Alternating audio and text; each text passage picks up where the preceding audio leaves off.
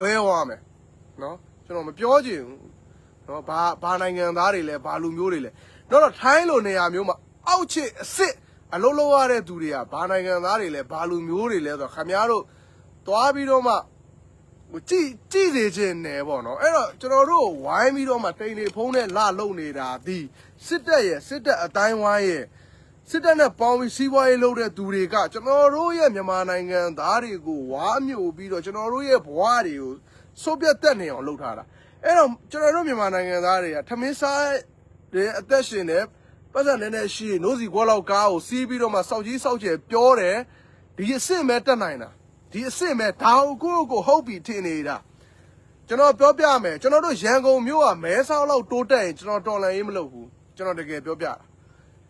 ရန်ကုန်မြို့ကမဲဆောက်လောက်တက်ရှင်တက်ရက်ပြီးတော့လူမှုအဆင့်တန်းရှိရင်ကျွန်တော်စကားဆောက်မတော်လန်ဘူးအဲ့ဒါကျွန်တော်ပြောပြတာနော်ရန်ကုန်မြို့ဒီမဲဆောက်လောက်ဖွံ့ဖြိုးတိုးတက်မှုရှိတယ်ဆိုရင်တော့ကျွန်တော်စစ်ကောင်စီရဲ့အုပ်ချုပ်မှုစနစ်ကကောင်းပါတယ်မှန်ပါတယ်နော်လူဘယ်လိုပြောရမလဲလူကျွန်တော်တို့နိုင်ငံသားတွေအတွက်အဆင်ပြေပါတယ်ဆိုပြီးကျွန်တော်တော်လန်ရေးမလုပ်တော့ဘူးသိတယ်ကျွန်တော်ဘာဖြစ်လို့လဲစစ်တပ်ကိုမုန်းနေရတယ်မဟုတ်ဘူးနော်စစ်တပ်ကိုမုန်းနေရတယ်မဟုတ်စစ်သားတွေကိုစောင့်မြစ်ကတ်နေရတယ်မဟုတ်ဘူးသိတာသူတို့ကကျွန်တော်တို့အနိုင်ကျင့်လို့သူတို့စနစ်ကိုမကြိုက်တော့တာသူတို့ကိုစောင့်မြစ်ကတ်သွားတာ original မုန်းပြီး original စောင့်မြစ်ကတ်နေတာမဟုတ်ဘူးကျွန်တော်ပြောပြတာပါအဲ့တော့ကျွန်တော်တို့တော်လန်ရေးကစနစ်တစ်ခုကိုပြောင်းလဲတိဆောက်တာဖြစ်တဲ့အတွက်ကြောင့်မို့အဲ့ဒီကျွန်တော်တို့တိဆောက်ခြင်းတဲ့လူနေမှုဘဝတိဆောက်ခြင်းတဲ့စနစ်မရောက်မချင်းကျွန်တော်တို့ကနေညမပြတ်ကျွန်တော်တို့ကစ조사နေရမှာအဲ့လိုစ조사လို့ကျွန်တော်တို့ကလာမင်းလေးပဲရှိလို့တိမ်နေရများလို့ကျွန်တော်တို့လာကိုတိမ်နေဖုံးခဲ့တယ်ဆိုရင်တော့ကျွန်တော်တို့မှလွယ်ထားတာက M16 M4 ယောက်ျားကိုယောက်ျားချင်းလက်နက်ကင်ပြီးအနိုင်ကျင့်ခံရတဲ့မြို့နေလူဒန်းသားတွေရဲ့ဘဝထက်တော့ကျွန်တော်တို့အများကြီးတာတယ်ဟုတ်တယ်ကျွန်တော်တို့ရုပ်ဝတ္ထုပစ္စည်းစင်းရဲခြင်းစင်းရဲမယ်နော်ဒါပေမဲ့ဘယ်မေးလို့မှတော့စောက်ကူးဆိုင်စရာမလိုဘူးဘာဖြစ်လို့လဲမင်းတနက်ကင်ထားငါတနက်ကင်ထားရင်ဥပဒေအကြောင်းပြောလို့ရတယ်အဲ့တော့စစ်ကောင်စီအနေနဲ့ကျွန်တော်တို့အနေဆုံးတော့ကျွန်တော်တို့ဖိနှိပ်လို့မရဘူးအဲ့ဒါကျင်းသေးတယ်အနေဆုံးတော့ကျွန်တော်တို့ဖိနှိပ်လို့မရဘူးသိတာအဲ့တော့အခုမျိုးနေလူဒန်းစားတွေလိုမျိုးအခုမျိုးပေါ်မှာရှိတဲ့လူတွေလိုမျိုးမျိုးပေါ်မှာရှိတဲ့လူတွေလိုမျိုးဒါကလေးကိုခင်လိုက်မျိုးပေါ်မှာရှိတဲ့သူတွေလိုမျိုးအခုစကားစကိုစပေါ်တာမဆွဲခံရရေးစက်ကြီးပေးစရာမလိုဘူးနော်ပြီးရင်စကားစဘယ်တော့ပေါ်တာလာဆွဲမလဲဆိုတာကိုလည်းမကြောက်ရဘူးဟုတ်လားမင်းလာပြစ်မလားဟဲ့အောင်ငါထပြီးတော့ငါအဲ့နေမယ်တနက်ဘေးနားချပြီးမင်းလာပြစ်မလားငါထပြစ်မယ်စနစ်တစ်ခုကိုတိဆောက်နေတာဖြစ်တဲ့အတွက်ကြောင့်မို့ကိုယ့်ရဲ့ယုံကြည်ချက်အတွက်လည်းကိုကျင့်တတ်တယ်ကျင့်နဲ့ကြီးကိုမှလည်းအသက်ရှင်လို့လည်းရတယ်ကျင့်နဲ့ကြီးကိုမှလည်းတည်လို့လည်းရတယ်ပြဿနာမရှိဘူးပြဿနာဘာမှမရှိဘူးနော်ပြဿနာဘာမှမရှိဘူးအဲ့တော့ကျွန်တော်တို့ရန်ပုံငွေအလူခံနေတာဒီအလူခံတာမဟုတ်ကျွန်တော်အများအားပြောကျွန်တော်တို့ဘယ်တော့မှအလူမခံဘူးအလူခံရအောင်မင်းအောင်လိုင်ခန့်ထားတဲ့အမျိုးဘာသာသာသနာရဲ့ဂောဘကတွေလည်းမဟုတ်ဘူးသိလားမင်းအောင်လိုင်ခန့်ထားတဲ့အမျိုးဘာသာသာသနာရဲ့ဂောဘကတွေလည်းမဟုတ်အလူမခံဘူးငါတို့ကတော့နိုင်ငံတစ်ခုကိုစနစ်တစ်ခုကိုတိဆောက်နေတာဖြစ်တယ်အဲ့ဒီစနစ်တစ်ခုကိုဝိုင်းဝန်းတိဆောက်ကြပါစို့လို့ပဲကျွန်တော်တို့ပြောတယ်အလူမခံဘူးနော်အလူမခံဘူးဘာဖြစ်လို့လဲမင်းအောင်လည်းခန့်ထားတဲ့အမျိုးဘာသာသာသနာရဲ့ဂောဘကတွေမဟုတ်ဘူးတန်တရားရလွတ်မြောက်ကြောင်းတရားကိုရှာပါမယ်လို့ပြောပြီးတော့မှစကားဆောက်လူသက်ခိုင်းနေတဲ့ဂူကြီးတပည့်တွေလည်းမဟုတ်ဘူးဝီသားသူတပည့်တွေလည်းမဟုတ်ဘူးလီးကိုမျိုးဘာသာသာသနာသိလားအဲ့တော့ဖုံးကြီးသည်တန်တရားလွတ်မြောက်ကြောင်းတရားကိုရှာဖို့တန်တရားကိုစိတ်ကုန်လို့တန်တရားရဲ့လွတ်မြောက်ကြောင်းတရားကိုသွားရှာတာနော်အေးကိုဆောက်လို့ကိုလို့မလို့လို့အဲ့ဒါလူငယ်တွေကမလေးစားဘူးဆိုမှအမျိုးဘာသာသာသနာထိခိုက်တယ်တွေပါဟဲ့လာမပြောနဲ့လီးပဲသိတာအဲ့တော့ပြောပြချင်တာကလူငယ်တွေရဲ့အတွေးမှာတော့ဘယ်လိုပြောမလိတ်တစ်ဖက်အငိမ့်ဆက်ကလို့မရဘူးအရင်တော့အဖိုးကြီးတွေကိုပဲမင်းတို့ MRT ဖို့မြောက်ဝတီကြီးတဲ့ခေတ်ကအဖိုးကြီးတွေကိုပဲမလိတ်တစ်ဖက်နဲ့အငိမ့်ဆက်ကလို့ရမယ်တို့မရဘူးအဲ့တော့ကျွန်တော်တို့ကတော့စနစ်တစ်ခုကိုတိဆောက်နေပါတယ်မကြခင်မှာကျွန်တော်တို့ဘယ်စနစ်ကိုတိဆောက်မလဲဆိုတာကိုနော်လူကြီးပိုင်းနေရနေပြီးတော့မှတိုင်းပြည်ကိုချပြပါလိမ့်မယ်အဲ့တော့အခါလူထုအနေနဲ့ဒီစနစ်ကိုတိဆောက်တာငါတို့ရဲ့အသက်အိုးရဲ့စီးစိမ်လုံခြုံမှုငါတို့ရဲ့ဘဝတိုးတက်ဖို့အတွက်ဖြစ်တယ်မဖြစ်ဘူးဆိုတာကိုခင်ဗျားတို့ကိုယ်တိုင်ဖတ်မှတ်ပြီးတော့မှတော်လန်ရေးကိုဒီဇိုင်းမပါဝင်ဖို့မကြခင်မှာအပြောင်းလဲကြီးကြီးမားမားဖြစ်ပါလိမ့်မယ်စကားစရွေးကောက်ပွဲတွေပါတယ်ကျုပ်တို့စိတ်ဝင်စားအောင်စောက်ကူးလည်းမဆိုင်ဘူးဘာဖြစ်လို့လဲလူတို့တရက်လုံးပါဝင်ထားတဲ့ရွေးကောက်ပွဲက2021မှာလုပ်တယ်လေ အဲ့တော့ရွေးကောက်ပွဲအနိုင်ရလက်ကိုနော်လက်ခံပါမယ်ဆိုတော့အခုတမရကြီးခေါ်အေးလို့မင်းအောင်လိုင်ကယောက်ျားပါဇက်ယောက်ျားတဲ့မှာစစ်သားဝတ်ပြီးယူနီဖောင်းကြီးနဲ့ပြောခဲ့တာလေနော်ယူနီဖောင်းကြီးဝတ်ပြီးတော့မှငါလုံးမစစ်ဦးစီးချုပ်ဆိုတာစစ်သူရဲ့အကောင်ကြီးစစ်သူရဲ့အကောင်ကြီးကယူနီဖောင်းစိမ်းရောင်ကြီးကိုဝတ်ပြီးတော့ဟိုပြည်သူလူထုစံနာကိုလက်ခံပါမယ်ဆိုပြီးတော့မှယောက်ျားဖာတယ်လို့ပြောခဲ့ပြီးတော့မှအာဏာသိမ်းတာလေအဲ့လိုမအေးလိုးကလှုပ်ပေးတဲ့ရွေးကောက်ပွဲကိုကျုပ်တို့ကရွေးကောက်ပွဲပြီးသွားတာနဲ့ PDF တွေရှုံးသွားပြီဆိုလီကိုပြောလီကိုရှုံးသိလားလီပဲရမယ်စိတ်ဝင်စားအောင်နော်ရွေးကောက်ပွဲတွေဘာတွေစိတ်ဝင်စားအောင်အဲ့တော့နိုင်ငံတကာ legitimate တွေဘာတွေကတော့စိတ်ဝင်စားတယ်ကျုပ်တို့လည်းအဲ့ဒါရအောင်လုပ်ရမယ်တိုးတော်လည်းပဲမင်းအောင်လိုင်းဒီနိုင်ငံတကာထောက်ခံတယ်ဆိုတော့ legitimate လည်းမရှိဘူးစောက်ဒီ MRD ဖို့မြောက်ဦးကနေပြီးစောက်ကလင်ကကြစ်တွေရှောက်ပြောနေတာဟာဟိုဗာလဲမလေးရှားဝင်ကြီးကထောက်ခံတယ်တို့အာဆီယံကထောက်ခံတယ်တို့အာဆီယံပြောနေတာကမင်းတို့ငြိမ်းချမ်းရေးဖြစ်အောင်ရင်လုပ်လိုက်အောင်နော်အဲ့တော့အာဆီယံလည်းမထောက်ခံဘူးကုလသမဂ္ဂလည်းဘယ်သူမှမထောက်ခံဘူးဒါကိုစောက်ချက်မရှိဟိုအကျိုးစီးပွားဆုံးရှုံးမှာဆိုလို့တရုတ်ကထောက်ခံတယ်တရုတ်ကိုမလွန်ဆိုင်တဲ့နိုင်ငံလေး3-5နိုင်ငံထောက်ခံတာကိုဟိုနိုင်ငံတကာထောက်ခံမှုရတယ်လီလလာတွေပြောနေတာဗောနော်အဲ့တော့ပြောချင်တာကအဲ့ရွေးကောက်ပွဲလဲစောက်ယူမဆိုင်ဘူးဒိုးဒေါ်လာကြီးကိုဒိုးလို့ရမယ်အဲ့တော့မကြခင်မှာလူကြီးတွေအနေနဲ့တိုင်းပြည်ကိုတည်ဆောက်မဲ့ constitution တစ်ခုကိုခိုင်ခိုင်မာမာချပြလိုက်မယ်လို့ကျွန်တော်ယုံကြည်တယ်အဲ့ဒီချပြတဲ့ constitution ကလည်းနော်ဟိုအားလုံးသဘောတူညီချက်နဲ့အတူနိုင်ငံတော်ကိုအဲ့ဒီလိုမျိုးတည်ဆောက်လိုက်မယ်လို့ကျွန်တော်ယုံကြည်နေပါတယ်ကျွန်တော်ယုံကြည်တာကိုကျွန်တော်ပြောတာပါအဲ့ဒါကိုဝိုင်းဝန်းအကောင့်ထဲပေါ်ဖို့လဲကျွန်တော်တို့မှာအားရင်နေပြည့်နေပါတယ်ကျွန်တော်တို့လည်းအရင်ရင်ခုန်စိတ်လို့ရှားပါတယ်ပြောပြချင်တာကအဲ့တော့ကျွန်တော်တို့ပြင်ဆင်ချက်ဟိုပြောတော့ဦးဖျားသေးတာပြောချင်တာကရုပ်ဝတ္ထုပစ္စည်းကြောင့်ဖင်ခံနေရတဲ့ကျွန်တော်တို့နိုင်ငံသားတွေရဲ့ဘဝအဲ့ထက်တော့ကျွန်တော်တို့အများကြီးစစ်ကောင်စီတော်တိုးတက်အောင်လုပ်နိုင်မယ်လို့တော့ကျွန်တော်တို့ထင်တယ်။ဘာဖြစ်လို့လဲဒေါအောင်ဆန်းစုကြည်9နှစ်တာအတော်အတွင်းမှာဘာတွေလုပ်ခဲ့လဲနော်ဖွံ့ဖြိုးမှုနဲ့တိုးတက်မှုကလက်နက်ကင်ဒေါ်လာရေးကိုတော့စိတ်သွန်းသွားနိုင်တဲ့အထိစွမ်းဆောင်တယ်သိလားအဲ့တော့ကျွန်တော်တို့ကဖွံ့ဖြိုးမှုနဲ့တိုးတက်မှုကိုလှုပ်ချင်တယ်အဲ့ဒါကကိုယ်ဆန္ဒနဲ့ပရာဟိတထားလို့မရဘူးအဲ့တော့နိုင်ငံတော်ကဖွဲ့စည်းပုံအခြေခံဥပဒေနဲ့မှပြောင်းလဲမှကျွန်တော်တို့ကလှုပ်လို့ရမှာဖြစ်တဲ့ကြောင့်မို့ဒီစနစ်ကိုမဖြစ်မနေကျွန်တော်တို့တိဆောက်ရမယ်နိုင်ငံတကာမှာရောက်နေတဲ့အောက်ခြေလူဒန်းစားတွေကိုကျွန်တော်တို့ကိုယ်တိုင်လည်းအောက်ခြေလူဒန်းစားမဖြစ်ချင်အောက်ခြေလူဒန်းစားတွေအများကြီးကဲ့တင်ရမှာအဲ့တော့မင်းအောင်လှိုင်ကိုထောက်ခံနေတဲ့ကိုမေကိုလိုးလေးတွေလည်းနော်ကိုကကြည့်တော့အယိုးရင်ကြိုက်ငါလုံးမတိလားမင်းတို့မင်းအောင်လှိုင်ကိုထောက်ခံတဲ့ကောင်တွေလည်းငါလုံးမမင်းအောင်လှိုင်နေရတဲ့အိမ်နဲ့မင်းတို့နေရတဲ့အိမ်နဲ့တူလားကိုဘွားကိုနားမလဲတဲ့ကောင်တွေသိတယ်ဖာတယ်မသားတွေမင်းအောင်လှိုင်ကိုထောက်ခံတယ်ဆိုတဲ့အုပ်စုတွေကဖာတယ်မနဲ့ဝရမ်းပြင်းနဲ့ဆက်လိုးပြီးမွေးထားတဲ့ကောင်တွေပဲရှိမှာလူကနေလိုးမွေးရင်အဲ့လိုမရှိတော့ဘူးဘာလို့လူအသိရှိတာပေါ့လူတော့မဖြစ်နိုင်ဘူးသိလားအဲ့ဒါပဲပေါ့ကွာအဲ့တော့ဒါကကျွန်တော်တို့တိဆောက်ခြင်းနဲ့ကျွန်တော်တို့ရဲ့နိုင်ငံတော်သူများနိုင်ငံနဲ့ compare လုပ်ပြတာပေါ့ဒါအနည်းဆက်ဆုံးနိုင်ငံကို compare လုပ်ပြတာနှိုင်းရှင်ပြတာတိုးတက်မှုကွာခြားပုံလူနေမှုအဆင့်အတန်းပုံစံဒါဒီဘာကြောင့်လဲစနစ်ကြောင့်ထိုင်းမှာကျွန်တော်စေကန်းသွားပြရနော်စေကန်းသွားပြတော့စေကန်းမြန်မာလိုနားလေတဲ့ဘယ်လိုပြောရမလဲထိုင်းပေါက်မြန်မာလေးတွေဖြစ်ကုန်တဲ့ကလေးတွေပေါ့ဗျာဘယ်လိုအုံနောက်အရင်မြင့်ကျွန်တော်တို့နိုင်ငံရဲ့ဆုံးရှုံးသွားတဲ့အုံနောက်အရင်မြင့်တွေကတစ်ခုပေါ့ဆရာဝန်ပေါ့နော်ထိုင်းမှာဆရာဝန်တွေဖြစ်နေကြတာပေါ့ထိုင်းပေါက်ပေါ့ဒါပေမဲ့ तू က generation ကကျွန်တော်တို့မြန်မာကသွားတာပေါ့ကျွန်တော်တို့အုံနောက်တွေဖောက်စားခံရတဲ့ဟာတွေပေါ့ဗျာအဲ့တော့အခုဆိုရင်လည်းပညာတတ်တွေနိုင်ငံတကာကိုပြေးတယ်သွားတယ်စစ်ကောင်စီရဲ့နှိမ့်ဆက်တာကိုမခံနိုင်လို့နိုင်ငံခြားကိုထွက်တယ်ဗါလို့ကျွန်တော်တို့နိုင်ငံရဲ့အုံနောက်တွေဖောက်စားခံရတာတားဝန်းနေဖို့ကောင်းအဲ့တော့အဲ့ထဲကတယောက်ကဟိုငါတို့မြန်မာနိုင်ငံကနေလို့ကောင်းတယ်လို့မင်းတို့ထိုင်းကပူတယ်တောတောင်ရေမြေတယ်ရှားပါတယ်တို့ကတော့ပေါ်တယ်ပြီးရင်မင်းတို့ထိုင်းရဲ့ကုန်းတွင်းပိတ်ဒေသတွေကဟိုသူ့ကိုကျွန်တော်ပြောတာပေါ့မင်းဘယ်ရလဲဆိုကျွန်တော်ရဲ့ဇာတိကတော့မော်လမြိုင်ရတဲ့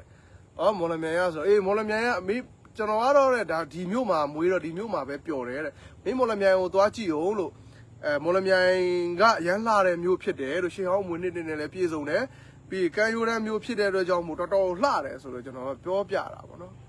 ဒါပေမဲ့ကွာလို့ထိုင်းလို့တော့လမ်းမဆက်သွယ်ရေးကောင်းပြီးတော့မှတက်ရှင်တက်ရမှုလူနေမှုတိုးတက်မှုတော့မရှိပါဘူးလို့အဲ့တော့သူကဘာပြောလဲဆိုတော့အစိုးရနဲ့ဆိုင်တာပေါ့ ကိုကြီးရဲ့ကျွန်တော်အံ့ဩရတယ်ကျွန်တော်သူ့ကိုကြည့်လိုက်တဲ့အချိန်မှာလဲသူကနိုင်ငံရေးကိုအရန်စိတ်ဝင်စားပြီးတော့မှအဲ့လိုလူလည်းမဟုတ်တမန်ကရှန်ကသူ့အလုပ်သူလုပ်တဲ့သူပဲဒါပေမဲ့ဒီလိုမဖွံ့ဖြိုးမှုမတိုးတက်မှုတွေဒီလိုဟာတွေဒီအစိုးရရဲ့ရန်တရားနဲ့ဆိုင်တယ်ဆိုတော့အသိပညာလောက်ကတော့သူတို့နိုင်ငံရဲ့လူမှာရှိတယ်ကျွန်တော်တို့မြန်မာနိုင်ငံသားတွေမှာတော့တော်တော်အားနေတယ်ဟာဟိုခိုးလို့ဒီခိုးလို့ကျွန်တော်ပြောပြမယ်တော်လန်ရေးမှာလင်းလင်းကအိမ်ဝယ်လို့ပန်ဆယ်လိုကအိမ်ဝယ်လို့ကိုဆွဲကကားဝယ်တယ်ဘာဖြစ်တယ်ညာဖြစ်တယ်စကားစားလူတွေကပြောတယ်ကိုလူတွေလည်းပြောတယ်တကယ်ဝယ်လားမဝယ်လားကျွန်တော်ကတော့မဝယ်ပါဘူးနော်ဒီကိုလင်းလင်းတို့ကတော့ဘာဝယ်တယ်လို့ပြောလို့ရဒါပေမဲ့လင်းလင်းဆိုတာဘလို့ကောင်းလဲဘလို့ background လဲဘလို့အနေထားကြီးတယ်ဘလောက်ထိ popular ဖြစ်လဲဘလောက်ထိကြော်ကြားတယ်ဘလောက်ထိချမ်းသာခဲ့လဲဘလောက်ထိပြည့်စုံခဲ့လဲဆိုတာတွေမတွေ့ဘူးဟိုဝယ်တယ်လို့ပြောလိုက်တာလည်းတော်လန်ရင်းငွေခိုးတယ်ပဲအဲ့တော့မင်းစကားစားကောင်တွေလည်းပြောချင်တာမင်းမင်းအောင်လိုင်းကိုမင်းတို့မပြောတော့ဘူးလားမင်းအောင်လိုင်းနဲ့ဗိုလ်ချုပ်အပါဝင်မင်းတို့ခရိုနီတွေရဲ့ပိုင်ဆိုင်မှုတွေကဘယ်အပတ်စံလဲဘလို့ရတာလဲဘာလဲဆိုတာမင်းတို့မပြောတော့ဘူးလားမင်းတို့ဘာလို့မျက်လုံးစုံမှိတ်ပြီးတော့မှဇွတ်ထောက်ခံနေရလဲဘာဖြစ်လို့မင်းတို့ဘလို့အကြောက်အဲ့လိုအောက်တန်းသားဖြစ်တာလဲဆိုတော့ငါစဉ်းစားတယ်တခါလေငါလည်းအောက်တန်းသားဆိုတာဘလို့လူမျိုးကဖြစ်တာလဲဆိုတော့အောက်တန်းသားတွေရဲ့ဘဝကိုသိကျင်လို့စဉ်းစားမိတာရှိတယ်သိတာအောက်တန်းသားတွေရဲ့ဘဝကိုသိကျင်လို့စဉ်းစားမိတာရှိတယ်ဒါပေမဲ့မင်းတို့အုံနောက်ထဲလောက်ကိုမင်းတို့အုံနောက်ကိုဝင်ပြီးမစဉ်းစားနိုင်ဘူးငါသိတဲ့အောက်တန်းသားကမင်းတို့ထက်အစ်စ်နည်းနည်းမြင့်နေတော့မင်းတို့လိုအောက်တန်းသားအနေဆုံးအောက်တန်းသားတွေကိုစဉ်းမတွေးနိုင်ဘူးဖြစ်နေတယ်ဟေးပြောပြကြပါအောင်မင်းတို့ဘလို့တွေးလဲဆိုတော့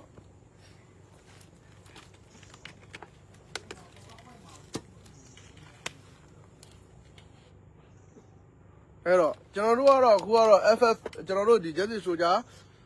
campaign လုပ်နေတာဖြစ်တယ်အဲ့တော့ကျွန်တော်တို့ကခုနကပြောစနစ်တစ်ခုကိုတည်ဆောက်ဖို့အတွက်စနစ်ကိုပိတ်ပင်နေတဲ့စစ်ကောင်စီကိုကျွန်တော်တို့ကရှင်းပြရမှာဖြစ်တယ်အဲ့ဒီစစ်ကောင်စီကိုရှင်းဖို့အတွက်ကျွန်တော်တို့ကဒုံးစီးတရား campaign လုပ်နေတယ်ဆန္ဒရှိရင်ပါဝင်လို့ရတယ်ဆန္ဒမရှိရင်မပါဝင်လို့ရတယ်အာမချောင်နဲ့ဒါပဲရှင်းရှင်းလေးပဲနောက်တစ်ခုကကျတော့ကျွန်တော်ပြောပြအောင်ဘာလဲဆိုတော့ကျွန်တော်တို့တက်ဖွဲ့တွေမှာပေါ့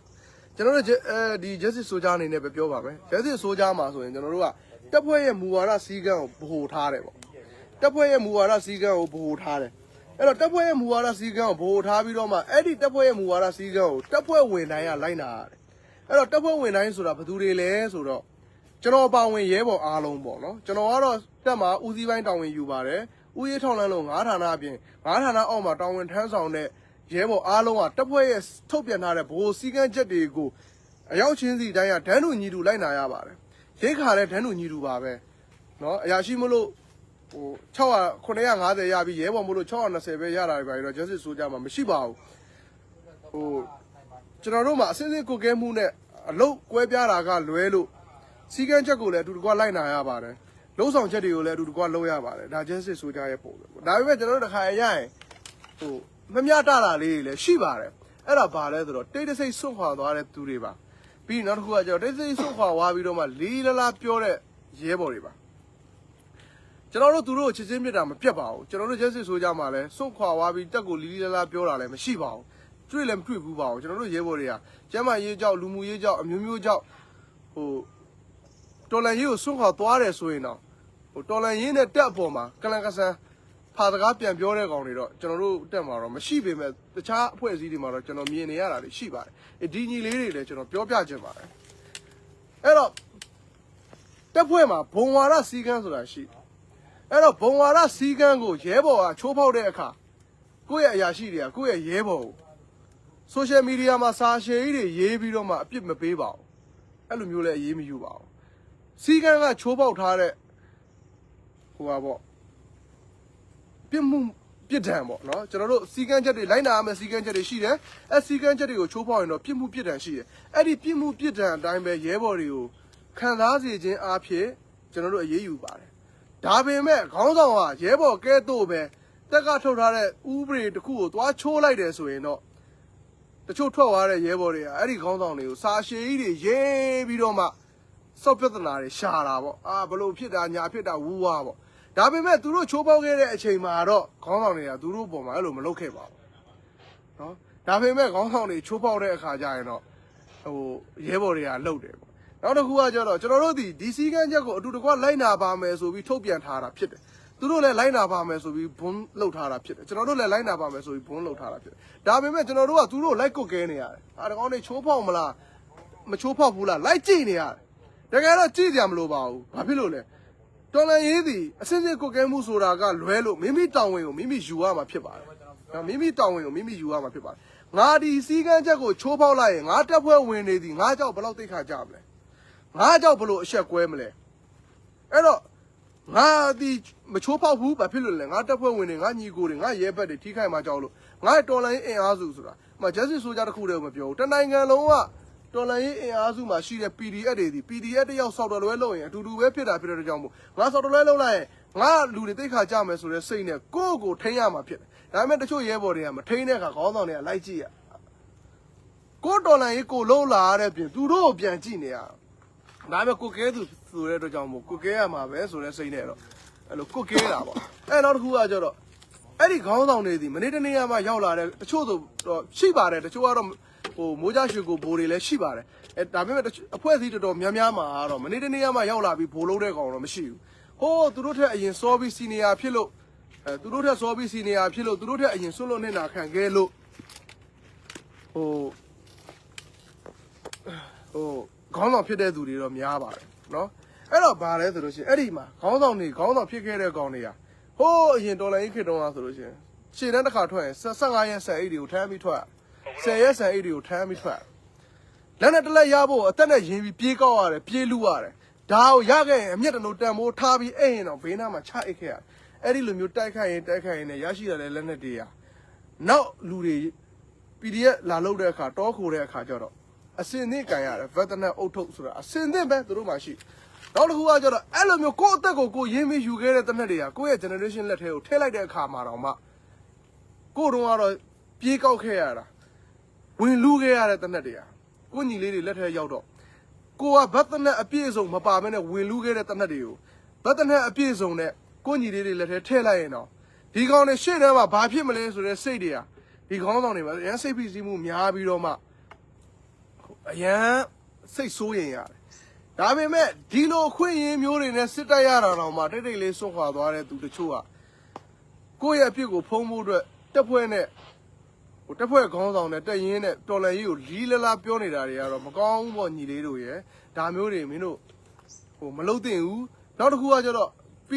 PDF ဒီအများပိုင်နှံဖြစ်တယ်တဦးပိုင်နှံမဟုတ်ဘူးအဲ့တော့ PDF အားနည်းချက်ရှိတယ်ဆိုရင်မင်းတို့ကိုယ်တိုင် PDF ဖြစ်တဲ့အတွက်ကြောင့်မို့မင်းတို့ကိုယ်တိုင်ပြောဆိုပါမင်းတို့ကိုယ်တိုင်ပြုပြင်ပါမင်းတို့ကိုယ်တိုင်ထောက်ပြပါအဲ့လိုမျိုးလုပ်ရမယ်လေအဲ့လိုမဟုတ်ဘဲနဲ့စောက်သုံးမကြလို့ဖယ်လိုက်တယ်ကွာဒီကောင်ကဘာညာဒါမျိုးတော့မဖြစ်သင့်ဘူးပေါ့နော်ဥပမာဂျက်စစ်ဆိုဂျာပဲပြောမယ်ကွာဂျက်စစ်ဆိုဂျာကငါဒီဂျက်စစ်ဆိုဂျာညီအောင်ဒီဂျက်စစ်ဆိုဂျာသူတို့ဒီဂျက်စစ်ဆိုဂျာသူတို့ကိုကျွန်တော်ပြောတယ်ငါတို့ဒီစီကန်းတစ်ခုကိုဘိုးမှန်တိုင်းပြုတ်ပြီးတော့မှငါတို့ဒီသွားကြတယ်အဲ့ဒီစီကန်းကိုမင်းတို့ချိုးပေါက်တဲ့နေ့မင်းတို့မျက်နှာကိုငါလာကြည့်ပြီးတော့မှမင်းတို့ရဲ့ချိုးပေါက်တဲ့ကိစ္စတွေကိုငါမျက်နှာချင်းဆိုင်ပြောမှာအဲ့တော့ငါချိုးပေါက်တဲ့နေ့အဲ့ဒီစီကန်းတွေကိုကင်လာပြီးတော့မင်းတို့လည်းဆရာကြောက်ကျွန်တော်တို့တိတ်ခါကြရတယ်ဆရာကြောက်ကျွန်တော်တို့အဆက်ရရတယ်ဆရာစီကန်းချိုးပေါက်လို့ကျွန်တော်တို့တိတ်ခါကြတယ်ဆရာစွမ်းဆောင်ရင်ညက်လို့ကျွန်တော်တို့တိုးတက်မှုအားနည်းတယ်ဆိုတာကိုအဲ့ဒီစီကန်းဆိုတဲ့မူဝါဒကိုကင်လာပြီးကျွန်တော်အချိန်မြေးလာပြောလို့ရတယ်မြည်သည့်တက်ဖွဲ့ဝင်မြည်သည့်အရာရှိလို့မဆိုပြောလို့ရတယ်ဆိုတော့သူတို့သင်တန်းမှာတွေကသင်ကြားထားပြီးသားနော်သင်ကြားထားပြီးသားကျွန်တော်တို့ဒီစီကန်းဒီတက်ကထုတ်ထားတဲ့ rule of law ကျွန်တော်တို့ရဲ့ principle တွေဒီကျွန်တော်တို့ရဲ့ handle ပဲဒါကိုချိုးပေါက်တဲ့သူကရဲဘော်အရာရှိကိုလည်းပြက်ပြောခွင့်ရှိတယ်ပလိန်ကြီးတော့ပြောလို့မရဘူးအဲ့ဒီဟာကိုကင်ပြီးတော့မှဘယ်အချက်လက်ကဆရာချိုးဖောက်တာဘယ်အချက်လက်ကြောင့်ချိုးဖောက်တော့ကျွန်တော်တို့သိခါကြတယ်ဒီလိုပြန်ပြောခွင့်တော့အများကြီးရှိအဲ့လိုတိဆောက်ခွင့်တွေရှိနေတဲ့သားနဲ့တိတ်တိတ်လေးခပ်ပြေးသွားတယ်အဲ့တော့တော်လန်ရေးကပြောချင်တာကမိမိကိုမိမိအာမခံရမယ်နောက်တစ်ခုကကျတော့မိမိကိုမိမိတောင်ငါဘာကြောင့်လူတက်လဲငါဘာကြောင့်သေရမလဲဆိုတာကိုမသိဘဲနဲ့သူများကိုသွားပြီးတော့မကယ်ခိုင်းနဲ့မကယ်လို့မရအောင်ကျွန်တော်ရဲဘော်တွေကိုပြောပြဟဲအောင်လေမင်းတို့ငါခိုင်းတဲ့လှုပ်ရှားမလို့မင်းတို့ဘာကြောင့်လူတက်ရတယ်မင်းတို့ဘာကြောင့်အသေးခံရလဲဆိုတဲ့ဟာကိုမင်းတို့ကိုယ်တိုင်သိမှမင်းတို့လှုပ်မသိရင်မေးပါအချိန်မရွေးမေးပါဒီတိုက်ပွဲကဘာကြောင့်တက်ရတယ်ဒီစစ်စင်ကြီးကဘာကြောင့်လှုပ်ရတယ်ဒီစစ်စင်ကြီးကိုဘာကြောင့်လှုပ်လဲဆိုတာကိုမသိရင်မေးပါမေးတဲ့အခါမပြောနိုင်ရင်တော့မင်းတို့ဘဝတွေကိုအချင်းကုန်မခံနဲ့မင်းတို့ထွက်သွားလို့ရတယ်ဒါပေမဲ့စစ်ရေးမှန်းချက်နိုင်ငံရေးမှန်းချက်ကမှန်နေရဲ့သားနဲ့တိတ်တိတ်လေးစွန့်ခွာသွားတယ်ဆိုတာဇာရိဒပြက်တာပဲဇာရိဒပြက်ပြီးရင်လည်းတော်လန်ရေးမှာပေါ်တာတကောင်းမှမပါဘူး မလုံနိုင်ရင်ချိန်မီထွက်သွားဖို့တက်တိုင်းကပြောထားပြီးသားနော်ဒါပေမဲ့နှစ်ကပ်သက်ချက်တော့ရှိတာပေါ့အဲ့တော့မလုံနိုင်ရင်ထွက်သွားဆိုထွက်သွားလိုက်ဘာမှမဖြစ်ဘူးထွက်သွားပြီးရင်တော့လီလလာတွေမပြောပါနဲ့ညီလေးတို့ပေါ့နော်ဒါအကြံဉာဏ်ပေးတာဖြစ်တယ်နောက်တစ်ခုကကျတော့စစ်ကျွန်တော်ပုမလင်းလေးပြောမယ်တိုင်းရင်းသားတွေရောကျွန်တော်တို့အခုချိန်မှာခံစစ်လည်းမဟုတ်ဘူးတိုက်စစ်လည်းမဟုတ်ဘူးချွေစစ်ကိုစင်နေတာလို့ကျွန်တော်ပြောလိုက်မယ်ဗျာဘာဖြစ်လို့လဲအသိပညာနည်းတဲ့ပြည်သူတွေကြောင့်ကျွန်တော်တို့ပြည်သူတွေကလူတွေကြောင့်ချွေစစ်ကိုစင်နေရတာဖြစ်တယ်ကျွန်တော်တို့တိုက်စစ်ဖွင့်ခဲ့တယ်တိုက်စစ်ဖွင့်ခဲ့ပြီးတော့မှကျွန်တော်တို့အောင်မြင်ခြင်းတွေအများကြီးရခဲ့တယ်ဆိုတာသိမ့်ပိုက်ထားတဲ့မြို့တွေနဲ့လုံဆောင်ခဲ့တဲ့အရာတွေကတက်တည်ပဲကျွန်တော်စောက်ဖို့တွေရှောက်ပြောနေတာမဟုတ်ဘူးကျွန်တော်တို့တိုက်စစ်ဖွင့်ခဲ့တယ်နော်အဲ့တော့တိုက်စစ်ဖွင့်ခဲ့တယ်အဲ့ဒီမှာအားသာချက်ဖြစ်တာအဲ့ဒီတိုက်စစ်ကိုစကားစတံမြန်တိုက်စစ်လုပ်ဖို့အတွက်စကားစစစ်မှုတန်းမဝင်မနေရဥပဒေဆိုပြီးတော့မှပြန်ကင်တယ်အရင်တော့ကဆိုရင်စကားစစစ်ကြောင်းထိုးတယ်ဆိုရင်တော့သူ့မှာစစ်ရင်အားနည်းတဲ့အတွက်ကြောင့်မို့ကျွန်တော်တို့နဲ့အနီးကပ်လာလို့ပြစ်လိုက်လို့10-20သေသွားရင်ဒီကောင်တွေထပ်မထိုးရဲတော့ဘူးအဲ့တော့သူတို့စကန်တွေလည်းကျွန်တော်တို့သိမ်းလို့ရတယ်သူတို့ကိုလည်းကျွန်တော်တို့ထိုးစစ်ကိုလည်းဂယူးဆိုင်စရာမလိုဘူးဒါပေမဲ့ယနေ့ခေတ်မှာပေါ်တာဆွဲလိုက်တဲ့အချိန်မှာစကားစစစ်တီအင်အားရသွားတယ်အဲ့တော့စစ်တီအင်အားဒီလေသူတို့ရဲ့ဗာလဲတန်နေစစ်အင်အားတွေမဟုတ်ဘူးပါစတွေဖြစ်တယ်သူတို့ကဘယ်လိုလုပ်လဲဆိုတော့အခုဆိုလက်နက်ကြီးနဲ့ပစ်တယ်ပြီးရင်လူနဲ့တိုးခိုင်းတယ်ကျွန်တော်တို့ကပြစ်နေနဲ့ကိုအဲ့ဒီပါစတွေကအသေးနေနဲ့ကိုကျွန်တော်တို့ရှိကိုရောက်လာတဲ့အတွက်ကြောင့်မို့ကျွန်တော်တို့ကလည်းခံစစ်တွေကစားလို့မရအောင်ဒါကျွန်တော်ထုတ်ပြောကြမလို့တဲ့ကိစ္စတွေကျွန်တော်ပြောတာပေါ့ဒါပေမဲ့ဘာလို့သိအောင်လို့ပါနော်အဲ့တော့ပြည်သူလူထုလည်းဟာနည်းနည်းစိုးရပြီဆိုစိတ်တက်ကြတယ်နည်းနည်းစိုးရပြီဆိုစိတ်တက်ကြတယ်စကားကပါစတွေကိုပေါ်တာဆွဲပြီးတော့မှအင်အားတွေအများများနေတယ်အဲ့ဒီပါစတွေကဘယ်ကလာတာလဲဆိုလို့ရှိရင်ခုနပြောသလိုတော်လန်ရေးကိုမသိမနာလဲတဲ့သူတွေတော်လန်ရေးကိုမသိကြိုပြူတဲ့ကောင်ရယ်ကိုတိုင်းပြည်အတွက်တောင်းဝင်မယူခြင်းတဲ့သူတွေကနေအင်အားဖြစ်လာတဲ့အင်အားတွေကျွန်တော်တို့အပြစ်မဟုတ်ဘူးအဲ့ဒီအင်အားတွေကနေပြီးတော့မှတိုက်ပွဲတွေရောက်တော့ကျွန်တော်တို့ကလည်းသူတို့ကိုတနက်နဲ့ပြစ်တော့သူတို့ကလည်းကျွန်တော်တို့ကိုတနက်နဲ့ပြစ်တယ်လေအဲ့တော့ကျွန်တော်တို့ကပြစ်သက်နေနဲ့ကိုရှေ့ရောက်လာတော့ကိုကစုပ်ပေးရအဲ့ဒီအချိန်မှာကျွန်တော်တို့အရာရှိတွေကလည်းပြန်စဉ်းစားဟုတ်ပြီငါတို့ချွေစစ်စင်ဘလောက်ထိစစ်ကောင်စီကသူများသားသမီးကိုတတ်နိုင်မလဲကျွန်တော်တို့လည်းတက်ပေးမယ်နော်အခုပြောရမယ်ဆိုဒီတိုက်ပွဲတွေကဘာနိုင်ငံရေးရည်ရွယ်ချက်တော့ပါတယ်စစ်ရည်ရွယ်ချက်ဘာမှမပါဘူးငါတို့ဘယ်နေရာအသက်ပေးပြီးကာကွယ်မလဲဆိုတော့ကျွန်တော်တို့မှအခုမရှိဘူးရှင်းတယ်မင်းတို့ဘလောက်တေခြင်းလဲဆိုတော့တက်ပေးပြီးတော့မှအဲ့နေရာဥပမာပေါ့ကျွန်တော်တို့တတ်မှတ်ထားတာရှိတယ်ဒီနေရာတစ်ခုကိုလူ300သေငါတို့ပေးမယ်ဆိုရင်လူ300သေခံပြီးတက်လာရင်ကျွန်တော်တို့ကစုံမှာပဲအဖြစ်လို့လေသေခြင်းတဲ့ကောင်တွေကိုတက်ပေးမှာချွေစစ်အဲ့တော့သေဖို့အစင်သင်းမရှိတော့တဲ့ကောင်တွေသေသွားတဲ့ခါကျွန်တော်တို့ဘာလုပ်မလဲဆိုတော့ကျွန်တော်တို့ပြမယ်ဒါကျွန်တော်တို့ viewer ကိုထုတ်ပြောတာမဟုတ်ဘူးပြည်သူလူထုတွေနားလည်အောင်လို့ပြည်သူလူထုတွေကဟိုနေရာပါသွားပြီကျွန်တော်တို့ညီကိုတွေကဒီနေရာတွေကိုရဖို့သွင်းတဲ့ချွေးနဲ့ရင်းထားတာဒီစောက်သုံးမကြတဲ့ငါလိုမပါစားတွေကြောင့်အဲ့နေရာပြန်လာယူတဲ့အဲ့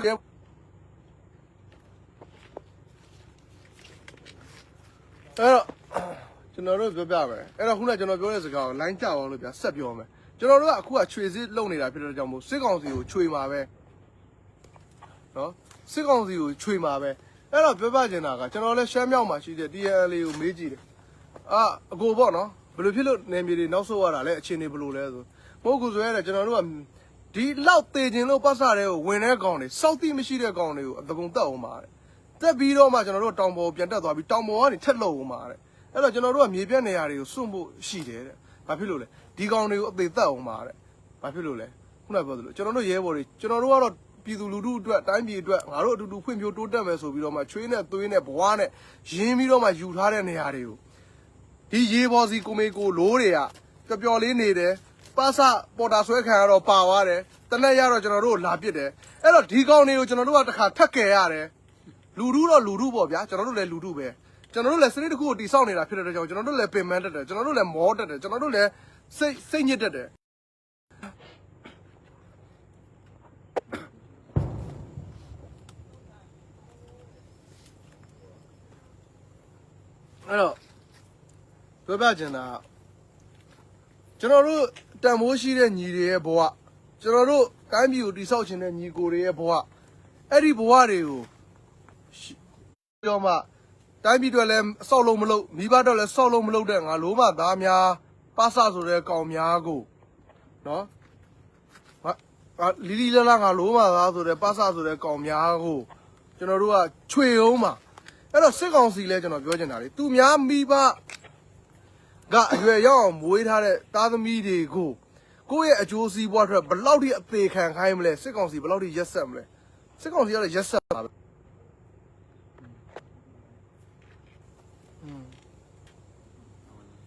ဟောတိုင်းရလဲကြားတယ်ဟဲ့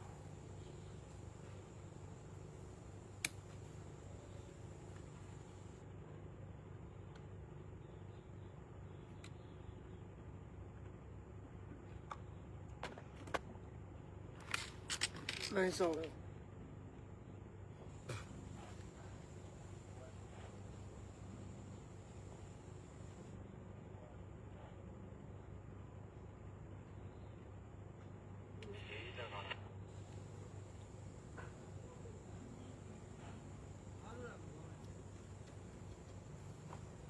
အဲ့တော့ကျွန်တော်တို့ဆက်ပြောမယ်အဲ့တော့ကျွန်တော်တို့ကစုတ်ချင်းတက်ချင်းကလူတွေကဆရာကြီးတွေပေါ့လိုင်းဘောကဆရာကြီးတွေကိုယ့်ဘက်မှာလည်းရှိတယ်ရန်သူဘက်မှာလည်းရှိတယ်ဘယ်ဟိုတော့ပြန်ပေးလိုက်ရပြန်ပြီဘယ်ဟိုတော့ပြန်ဟိုလက်လွတ်လိုက်ရပြန်ပြီဘလို့လှုပ်ရှားနေတာပါညာမင်းစပ်ပတ်လှုပ်ရှားငါလုံးမမဲဆောက်ဆရာကြီးတွေသိလားအဲ့တော့ကျွန်တော်တို့မှာမြေပြင်မှာဘယ်လောက်ရင်ဆိုင်နေရလဲရင်ဆိုင်နေရတယ်ဆိုတာအရင်ရှုပ်ချက်ခက်ဝုန်းတိုင်းရင်ဆိုင်နေရတာမဟုတ်ဒီပါစတွေကျွန်တော်ပြောတယ်ဟိုးလွန်ခဲ့တဲ့5လပါစတွေစဆွဲတွေကပါစတွေကရန်သူကအင်အားရှိလာတဲ့အခါကျွန်တော်ပြောမယ်လက်နဲ့ဆိုတာပြစ်မဲ့ကောင်မရှိရင်သူ့ဘာသူထားမပစ်ဘူးသူ့ဘာသူ290တက်မတော်မကားလို့ဘာပဲဖြစ်ဖြစ်ကျွန်တော်တို့ကောင်းကောင်းဆုံးမနိုင်တယ်ဆုံးမခဲ့တဲ့တက်တွေလည်းအများကြီးပဲဒါပေမဲ့သူတို့ပါစအင်အားရတဲ့အခါမှာနော်စစ်ကလူချင်းစီချင်းထိုးရတာလေအဲ့တော့စီချင်းထိုးဖို့အတွက်ပါစတွေရတဲ့အခါမှာသူတို့လည်းအားကောင်းလာတာပေါ့ပြောချင်တာအဲ့တော့အားကောင်းပြင်မဲ့ကျွန်တော်တို့နိုင်လားဆိုတော့လေမနိုင်ပါဘူးဒါပေမဲ့နယ်မြေတွေတော့အားကောင်းတဲ့ကြောင့်မို့နယ်မြေတွေတော့တိုးလို့ရတာပေါ့တိုးပေမဲ့အဲ့ဒီတိုးလိုက်တဲ့နယ်မြေတိုင်းမှာဘယ်လောက်ထိအကြဆုံးများလဲဆိုတော့စစ်ကောင်စီကိုထုတ်ပြန်ခိုင်းကြည့်လိုက်ပြောပါလဲချွေစစ်မင်းတို့ပါစတွေကိုဝင်တဲ့ကောင်တွေတွားရလမ်းကတင်ချိုင်ကုန်ပဲရှိတယ်ဆိုတော့မင်းတို့မှတ်ထားသိတာဘာဖြစ်လို့လဲသူများတွေပြောတယ်မင်းတို့ကစစ်ကောင်စီကမေးလိုးလေးတွေပြောသေးတယ်သိတာမင်းတို့ကပါရင်းညာတွေမဟုတ်လို့မသေးတာလားစစ်သားတွေပဲမသေးတာလားတဲ့ငါတို့နယ်မြေလေးငါတို့ကျွမ်းကျင်တယ်လေငါတို့ခင်းထားတဲ့မိုင်းကွင်းငါတို့ခင်းထားတဲ့တက်ကွင်းတွေကိုဝင်ပြီးတော့မှငါတို့နယ်မြေကိုမင်းတို့ရမှာဖြစ်တဲ့ကြောင့်မို့မင်းတို့ဘယ်လောက်ပေးဆက်ရမလဲဆိုတာရှေ့တန်းမှာစစ်တိုက်နေတဲ့ကိုမေကိုလိုးတွေကိုမင်းတို့မေးကြည့်စကားစာဘက်ကတက်မှု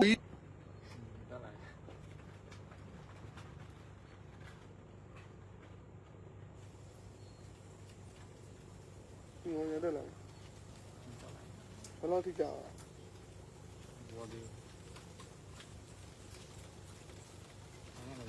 အဲ့ဒီအနေအထားဆိုတော့ဝန်ရံတော့ခဏတွေ့လိုက်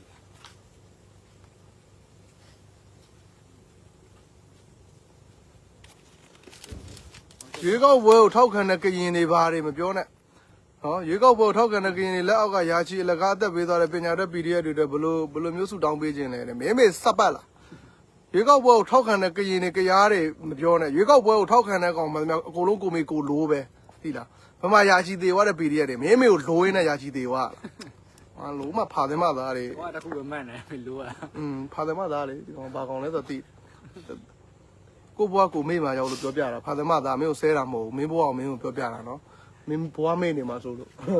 အဲ့ဒါဒီဘဲငါ့ကိုရေးယူလုပ်ပြီးဆဲတယ်လို့ထင်နေဦးမယ်မင်းကိုရေးယူလုပ်ပြီးဆဲနေတာမဟုတ်ဘူးမင်းဘွားကိုမင်းကိုပြောပြနေတာဘွားမေ့နေမှာဆိုလို့ဖာသမသားအဲ့တော့ပြောပြတာကအခုကတော့လူလူတွေအနေနဲ့စိတ်တက်မကြနဲ့ကျွန်တော်တို့ဘာလုပ်နေလဲဆိုတာကျွန်တော်တို့သိတယ်ခင်ဗျားတို့သိရမယ့်အပိုင်းကိုခင်ဗျားတို့သိခင်ဗျားတို့လုပ်ရမယ့်အပိုင်းကိုခင်ဗျားတို့လုပ်ဟိုအရန်သိရှင်စောများပြီးတော့မှဟိုဟာဖြစ်ပြန်ပြီလားဒီဟာဖြစ်ပြန်ပြီလားဟိုဟာလုပ်ပြန်ပြီလားဒီဟာလုပ်ပြန်ပြီလားမတွေးပါနဲ့ကျွန်တော်တို့ဘာတွေလုပ်နေလဲကျွန်တော်တို့သိတယ်မကြခင်မှာလည်းနိုင်ငံရေးပြောင်းလဲဖြစ်မယ်အဲ့တော့ကျွန်တော်ဒီနေ့ပြောချင်တဲ့အချက်ကပါစတွေရဲ့သွားလမ်းကတင်ချိုင်ကုန်းဖြစ်တယ်ဆိုတာကိုကျွန်တော်ပြောပြပြီးသွားပြီဘာဖြစ်လို့လဲမြန်မာပြည်မှာတနေ့ကိုလူ200သေးတယ်ဆိုရင်ခင်ဗျားတို့စုံစမ်းကြည့်လိုက်နော်အခုဆို4ခေတ်ကောတိုက်ပွဲမှာသေသွားတဲ့ကောင်တွေစကားစအများကြီးပဲသူတို့အမေတော်သိရလားမသိဘူးသိတယ်သိလားဟမ်ဆွေတော်ကုန်းတက်တဲ့မြင်းယုံနာမှာသေနေတဲ့အမှ15လောင်းလောင်း30လောက်ရှိတယ်စနိုက်ပါထိထားတာမင်းတို့စစ်ကောင်စီကမင်းတို့ကိုအကြောင်းကြားပြီလား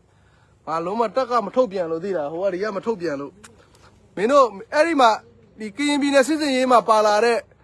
ပါစတွေရဲ့အမေတွေခင်ဗျားတို့သားတွေသေပြီလားရှင်ပြီလားဆိုတော့တက်ကိုသွားမေးကြည့်အောင်ဒီမှာပြောင်းခင်းထဲတွေမှာမြင်းယုံနာတွေမှာအလောင်းတွေပုံနေလို့ပြောသိတာခင်ဗျားတို့သွားမေးကြည့်တက်ကို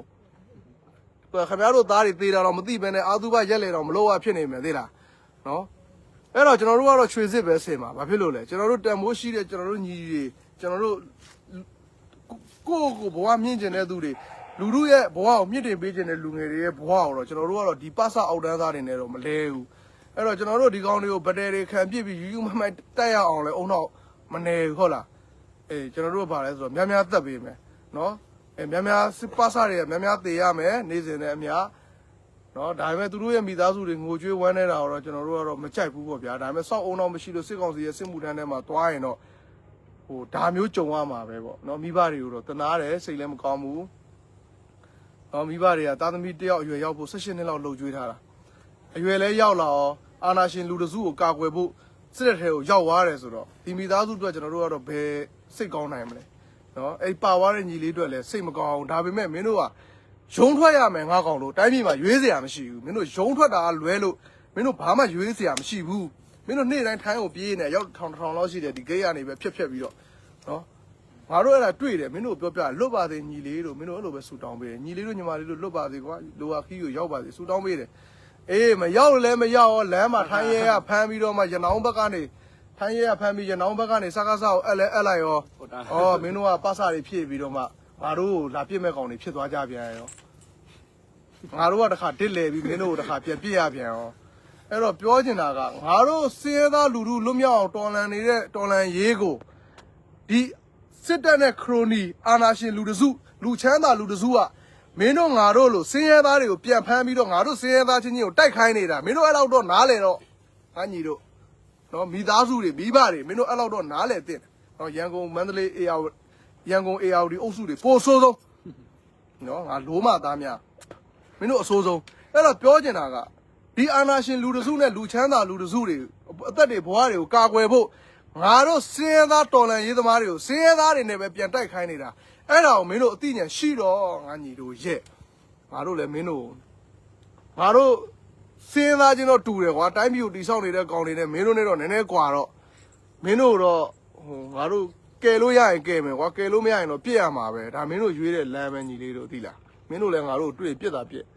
်အေးငါတို့အဲ့လိုအိမ်ချက်ချင်းချင်းတိုက်ခံရတဲ့ဘဝတွေဘာဖြစ်လို့လဲစောက်အောင်တော့မရှိလို့စောက်အောင်တော့နဲလို့ကြောက်ပြီးတော့မှကိုအသက်ရှူလို့ရတော့ခိုးရှူနောက်ဆုံးအသက်ရှူလို့မရတော့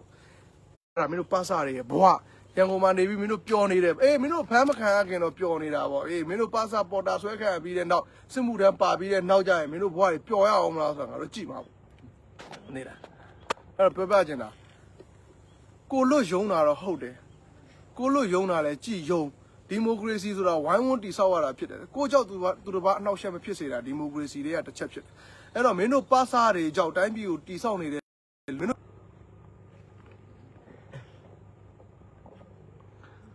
့အဲ့တော့ကျွန်တော်တို့ဆက်ပြောရမယ်ဆိုရန်သူကနော်ပါစာအင်အားများနေလို့ကျွန်တော်တို့ထိုးစစ်ဆင်နေတာဖြစ်တယ်သူများသားသမီးတွေကျွန်တော်တို့လိုဆင်းရဲသားဘဝသားသမီးတွေရဲ့ဘဝကိုနော်ချနေပြီးတော့မှသူတို့ရဲ့ချမ်းသာတဲ့လူဒန်းစားတွေရဲ့ဘဝကိုကာကွယ်နေတာစစ်တပ်ကဖြစ်တယ်စစ်တပ်တွေတက်မတော်ရဲ့စစ်တပ်တွေမဟုတ်တော့ပါဘူးအာနာရှင်လူတစုနဲ့ချမ်းသာတဲ့လူတစုရဲ့အသက်ကိုကာကွယ်ဖို့အတွက်နော်ကျွန်တော်တို့အောက်ခြေစင်းရဲသားတွေအချင်းချင်း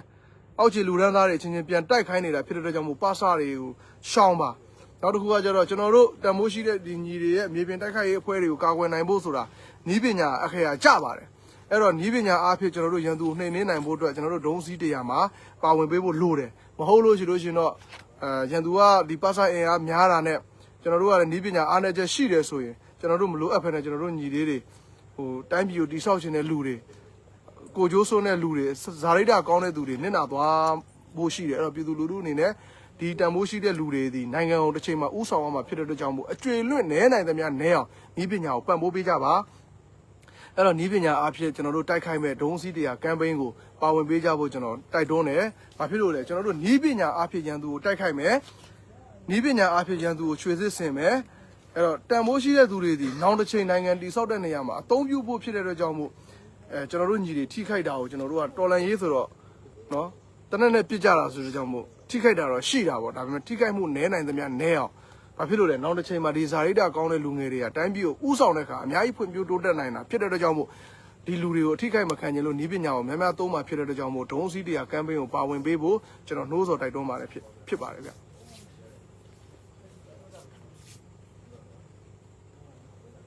အဲ့တော့ကျွန်တော်ဒီနေ့ပြောချင်တဲ့အကြောင်းကျွန်တော်ပြောပါပြီကျွန်တော်တို့ဒီချွေစစ်ဆင်နေတာဖြစ်တဲ့အတွက်ကြောင့်မို့ transition ရွှေစစ်စင်နေတာဖြစ်တဲ့အတွက်ကြောင့်မို့ရန်သူကနေရာတွေပါသွားတဲ့အခါစိတ်တက်မကြဖို့ကျွန်တော်ပြောချင်တယ်နောက်တစ်ခုကကျတော့ပစတွေမိဘ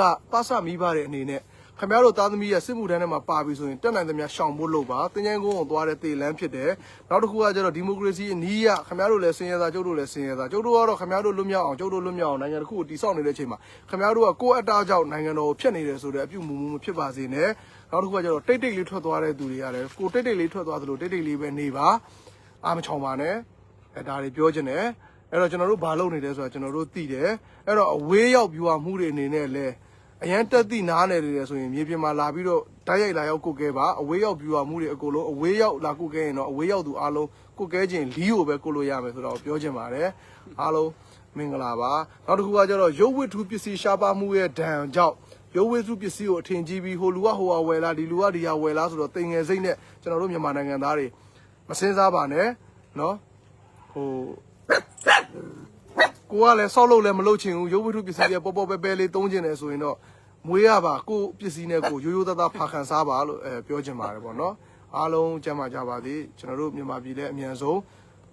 ကျွန်တော်တို့ဖြစ်ချင်သောလူလူမျှော်လင့်သောဖွဲ့စည်းပုံအခြေခံဥပဒေသစ်နဲ့အညီလူလူတူတူနေနိုင်ပါစေလို့ကျွန်တော်ဆုတောင်းပါတယ်အားလုံးခါတော်ဝပါ